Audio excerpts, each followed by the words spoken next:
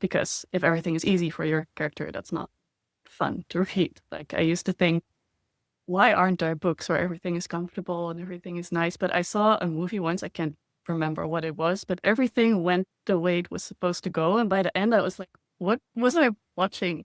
So I think that friction is what we're looking for when writing. That's the thing that's going to make people want to turn the page and figure out what happened next. And I also think that the thing about discovering the underlying need that is underused in writing. I feel like when we're thinking about show versus tell, all those tips and tricks that we get on getting in your character's head, it's still surface level. It's the thoughts. It's not what's actually going on in their system, in their body.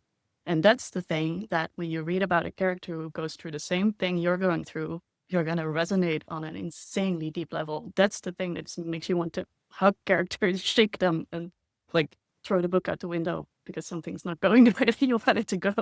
So what is this tool that we can use when we have a character and we're figuring out these triggers and we're doing this body mapping stuff? The physical sensations are starting point. I'll use an example how I've been mapping my own system. At first, it was pretty rational in the sense of I was like, okay, so apparently I'm autistic, apparently I have ADHD. Those are parts of me. Let's see what happens when I take them as actual parts and start interacting with them as separate entities instead of letting them just go to the background or whatever, because my survival mechanism is telling me to just ignore all of that and keep moving, which I think is a recurring thing with any sort of trauma. There is always a layer of not wanting to deal with it. But then as I went along, I started getting specific feelings in my body, like the stomach clenching, like flutters in my chest or in my stomach. And little by little, when you start zooming in on those kinds of things, you start noticing patterns, which things are related to each other, which things are separate wounds that still have the same effect. I would think that the editing stage is probably the most useful stage to attempt this in, because usually you already have a sense of what the major pain is in a character's life.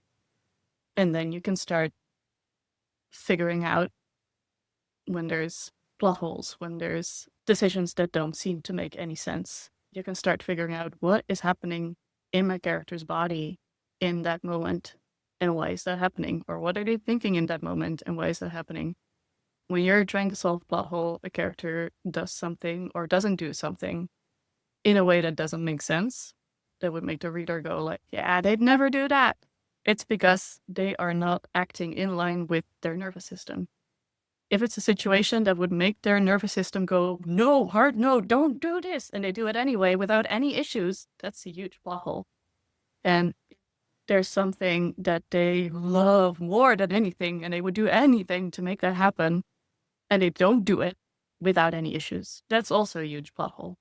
So it's the internal drive that is informed by the nervous system response. If they would go into fight, flight, freeze, fawn mode at any given point and they give a response opposite to the one that makes sense for them, that's the plot hole. So you need to figure out why that's happening and either create the circumstances that do make that behavior make sense, or you need to change the behavior to match what's actually happening in their body.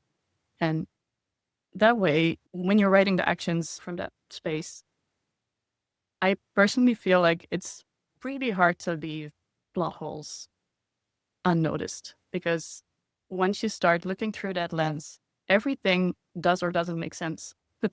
And when you're watching a movie, reading a book, and there's a character where you're like, I don't understand why they did that, they probably also didn't act in line with what their system was telling them. And sometimes that may mean that there's more development needed, there's more healing needed on their end before that thing can happen. Doesn't mean they would never do that. Let's say you have a character who broke ties with their family and eventually they do get back in touch with their family.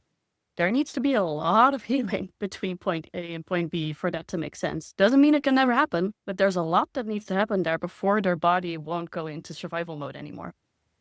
The nervous system mapping can be really powerful in terms of showing how a character deals with things, because everyone has a different way of doing that. I think my next step, and I'll offer this to you guys too, is on this sheet of paper. What I think I'm going to do is put my character's name in the center, and then I'm going to put her core wounds and how that might manifest, right? What feelings will come up. And then I'm going to create some triggers, like what would really make her upset if she encountered it in the world.